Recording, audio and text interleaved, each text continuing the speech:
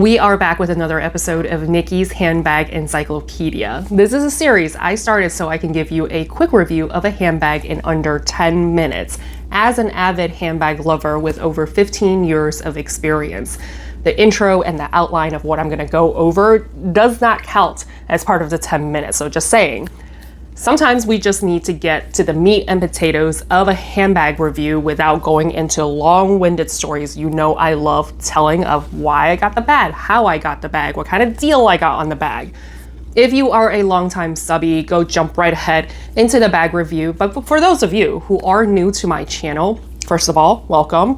This is my way of saving you time without combing through the Reddit, the YouTube, the TikTok, whatever the kids are using nowadays, the IG, and compiling your own data. We will be covering the following: a quick brand overview, just touching on quick hits and facts on what I think you should know about this particular brand, a bag rundown, do a show and tell, a quick tour of it.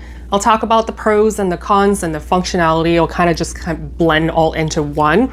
Talking about the price to value ratio. Now, again, I don't have a mathematical objective equation for this. This is obviously more subjective in my opinion. You do what you will with that information. And lastly, let's wrap it up with the je ne sais quoi of the bag and what I think if it gives you enough of a oomph for you to want to spend your hard-earned money on. So let's get right into it. The bag we are highlighting today is the Fleuron Hortensia in the regular size in the olive green color. I'm a little clogged up right now, so hopefully I can get through my usual spiel and show and tell without choking.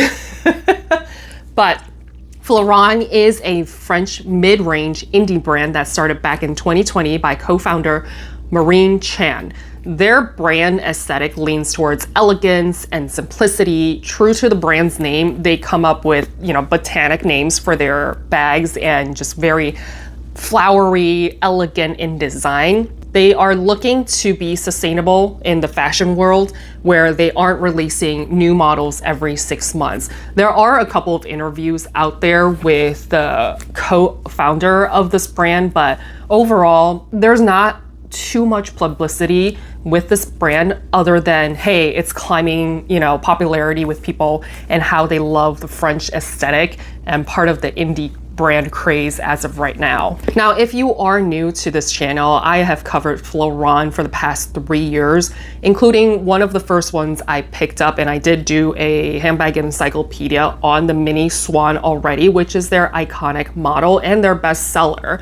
The Hortensia actually was released, I want to say end of 2023. So I've had this bag for quite a while, like what, 2 years, 2-ish years. And this is, like I said, in the regular size as I'm talking here. Let me just do a quick twirl, so that you can see all aspects and all angles of the bag. At the bottom here, you will not find feet, but this is your traditional box bag. Most box bags don't have feet. On the back of the bag, you will find a back pocket that is extremely spacious and generous.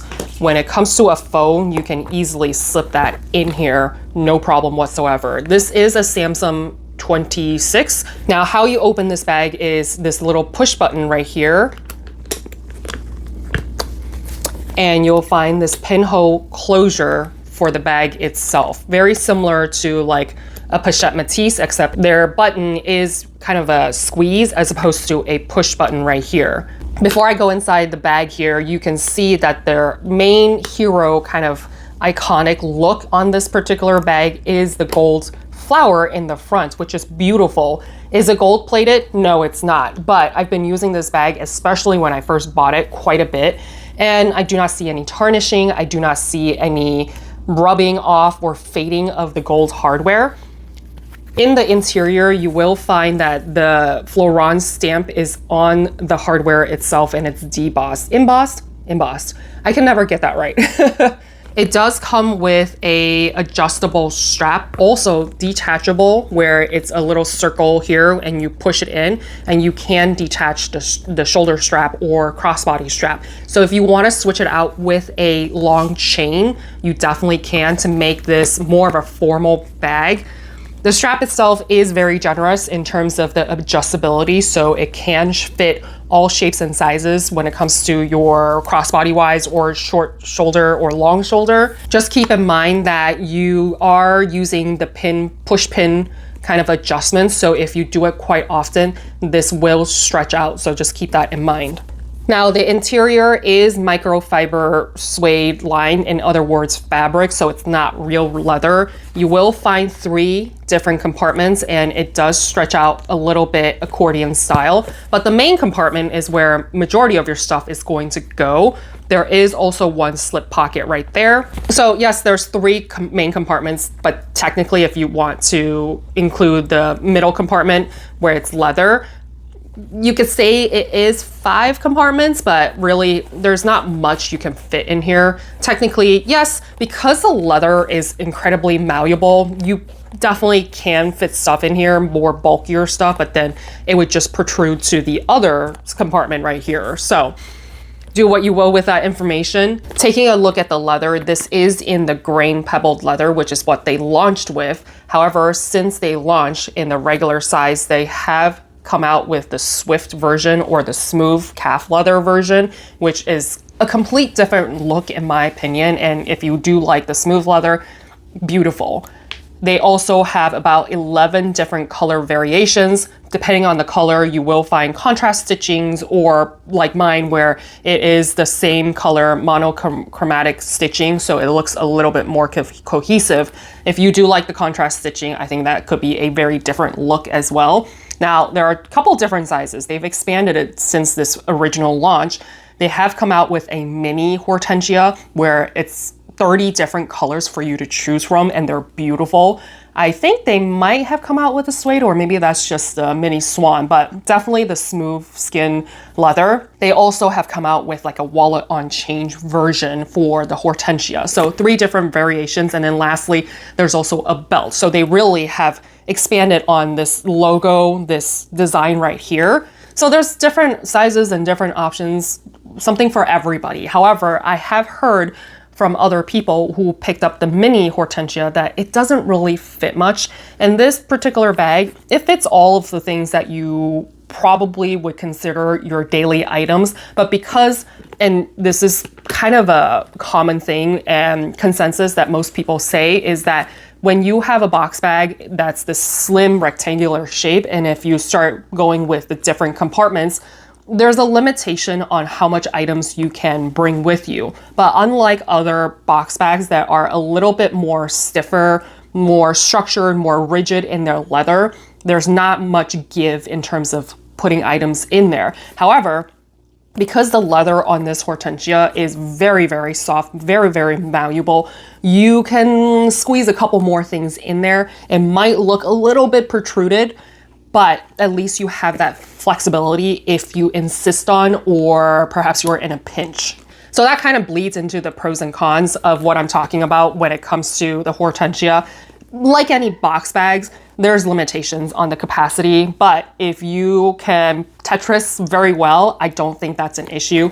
I love how there is a back pocket, and it's a very generous back pocket where you can fit not just your phone, but if you want to fit a card holder in there, you can, so for that easy access. I love how the crossbody strap is adjustable on the go. It's not like you have to switch it out with a shorter shoulder strap, and there's flexibility here where if you want to switch it out with a chain to make it more formal, or if you want to wear this as a clutch, the versatility is definitely there. However, I will say, because of the design right here, depending on how it sits on your shoulder, this extra bulk right here sometimes can be a little bit uncomfortable on your shoulder, especially if you're not wearing a thick jacket or a thick sweater. If it's just on your bare skin, this might be a little uncomfortable for you.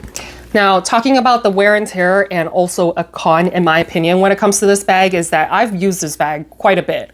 And because of this pin closure, I guess is pinhole closure, I guess whatever you want to call it, there is a little bit of target practice. So if you're one-handing it, or if you're not looking at it and aiming directly right into the hole to close the bag and push down on it, you end up having a lot of different scratches and dents on the closure right here. Is it the biggest deal? No, it's not, because at the end of the day, when you close the bag, you don't see the bottom portion of it where it's getting scratched up. It's getting dented, it's getting scratched up, but it is not fading or chipping. So I will give credit where credit is due. So the hardware is really nice for it to go through kind of the beating that I've put it through. The other thing is that, like I said, going back to the leather quality and the craftsmanship, the stitching, the glazing of the corners and everything is impeccable. It is very well made, and quality control is impeccable. Price to value ratio. Now, this bag has gone up significantly here in the US, and I did a whole entire rant on this. So if you want to go check out that original video where I did all of the Mickey Mouse math of where it comes out to after the tariffs, again, here in the United States. For the rest of the world, maybe it's not as bad. However, in my opinion, this bag out the door, so to speak, or not out the door, to your door, let's just say, being mailed to your door, is at basically after taxes $1,000.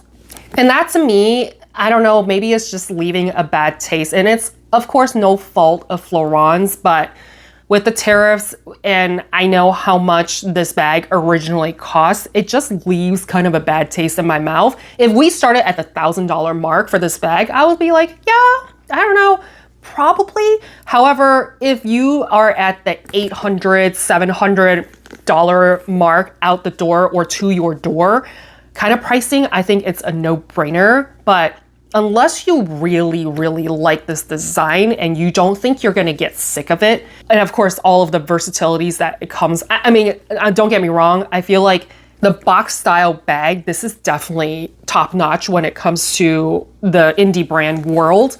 So I would say yes, at the end of the day, if you are looking at this bag and you love the design, and after you watching my review of it and you think, yes, I still want the bag, then yeah, the price to value ratio I think is there. The wear and tear has been basically nothing except for the hardware. It's a very versatile bag. But coming from my perspective, because I have so much experience with handbags, I just feel like it needs a little bit more oomph for me to want to spend a flat $1,000 on this particular bag. So wrapping it up, which you probably already know what I feel when it comes to the je ne sais quoi, I would say from afar, I think this is kind of a meh, like it's no big deal, right? You see the logo here, which any company can throw a logo on there. Is it special? Is it a head turner? Maybe, maybe not. But when you look at each of these individual details and the thought that has been put into this bag, like having a great spacious back pocket, having the leather be flexible so that even though it's a box bag, you still can fit a lot of stuff in there. The strap being detachable is a great versatility idea and design idea. The strap being uncomfortable, I don't know how I feel about that.